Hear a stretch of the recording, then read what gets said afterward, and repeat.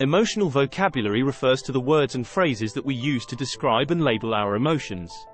Having a rich emotional vocabulary is important because it allows us to communicate our emotions more effectively, understand the emotions of others, and regulate our own emotional responses. In addition, research has shown that having a strong emotional vocabulary is linked to better mental and physical health outcomes, such as improved well-being, lower levels of stress and anxiety, and better relationships.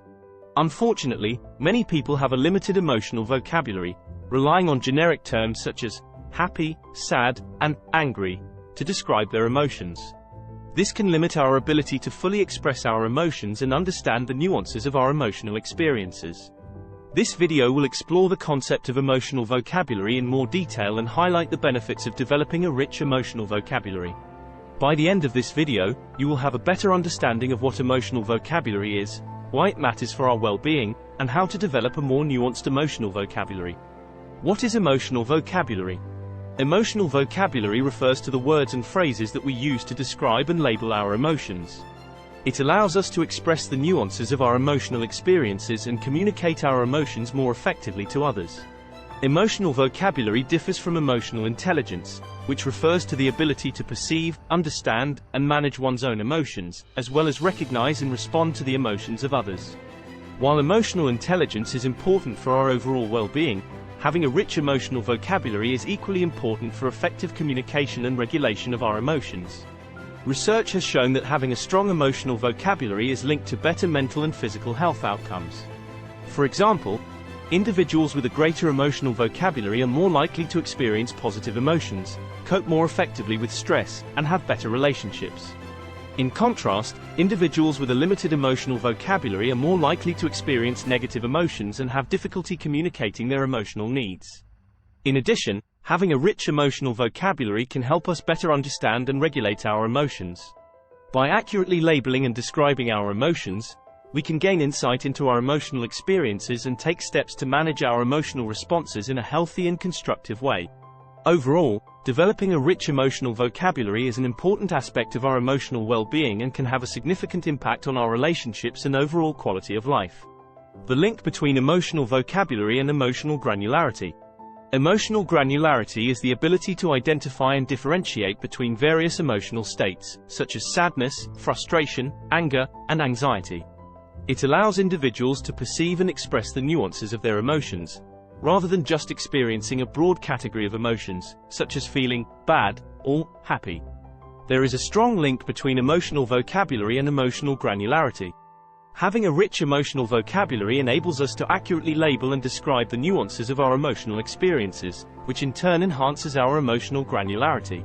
When we are able to differentiate between various emotions, we can better regulate our emotional responses and communicate our emotional needs more effectively. In contrast, individuals with a limited emotional vocabulary may struggle to identify and differentiate between various emotions, leading to a lack of emotional granularity. This can make it difficult to manage emotions effectively, communicate emotional needs, and build meaningful relationships. Therefore, developing a rich emotional vocabulary is an important step in improving our emotional granularity and overall emotional well-being. Strategies for building emotional vocabulary. Building emotional vocabulary takes time and effort, but it is possible with consistent practice and self-reflection. Here are some tips for developing a more nuanced emotional vocabulary. Identify and label your emotions. Start by paying attention to your emotional experiences and identifying the specific emotions that you are feeling.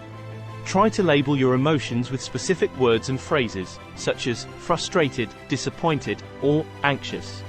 Use a thesaurus. A thesaurus can be a helpful tool for expanding your emotional vocabulary. Look up synonyms for common emotional words to find more nuanced and descriptive alternatives. Practice mindfulness. Mindfulness involves paying attention to the present moment without judgment. By focusing on your thoughts and emotions, you can become more aware of the nuances of your emotions and how they impact your behavior. Read and write. Reading and writing about emotions can help you expand your emotional vocabulary. Read books or articles that explore emotions in depth, and practice writing about your own emotional experiences in a journal or blog. Practice with others. Practice using new emotional words and phrases in conversations with friends or family members. This can help you become more comfortable with expressing and labeling your emotions. Use emotion cards. Emotion cards are a set of cards with different emotions written on them. Practice identifying and labeling the emotions on the cards to improve your emotional vocabulary. Overall, developing a rich emotional vocabulary takes practice and effort, but can have a significant impact on our emotional well-being and relationships. By consistently practicing these strategies, you can enhance your emotional vocabulary and develop a more nuanced understanding of your emotional experiences. Applying emotional vocabulary in everyday life. Developing a rich emotional vocabulary can have a positive impact on our personal and professional relationships. Here are some ways to apply emotional vocabulary in everyday life. Enhancing communication. Using emotional vocabulary can help us communicate our emotions more effectively to others. For example, instead of saying, "I feel bad," we can say, "I feel disappointed and frustrated." This can help others understand our emotional experiences more accurately, and lead to more productive conversations and interactions. Managing emotions. When we have a rich emotional vocabulary, we can more accurately identify and label our emotions, which can help us manage them more effectively. For example, if we are feeling anxious, we can use relaxation techniques or seek support from others to help manage our anxiety. Regulating emotional responses. By identifying and labeling our emotions, we can learn to regulate our emotional responses more effectively. For example, if we are feeling angry, we can practice deep breathing or take a break to calm down before responding to a situation. Seeking support. Using emotional vocabulary can also help us seek support from others more effectively. For example, instead of simply saying, "I feel bad," we can say, "I'm feeling overwhelmed and need some help." This can help others understand our needs more accurately and provide the support we need. Overall, applying emotional vocabulary in everyday life can improve our communication, emotional regulation, and well-being. By consistently using emotional vocabulary, we can build more meaningful and satisfying relationships with others. Overcoming challenges in building emotional vocabulary. Building emotional vocabulary can be challenging, especially if we are not used to paying close attention to our emotional experiences. Here are some common challenges in building emotional vocabulary, and strategies for overcoming them. Limited emotional vocabulary. Many people have a limited emotional vocabulary, relying on generic terms like happy or sad to describe their emotions. To overcome this challenge, try to identify and label more specific emotions. Use a thesaurus to find more descriptive alternatives to common emotional words. Difficulty identifying emotions. Some people may struggle to identify and label their emotions accurately. To overcome this challenge, practice mindfulness and pay close attention to your emotional experiences.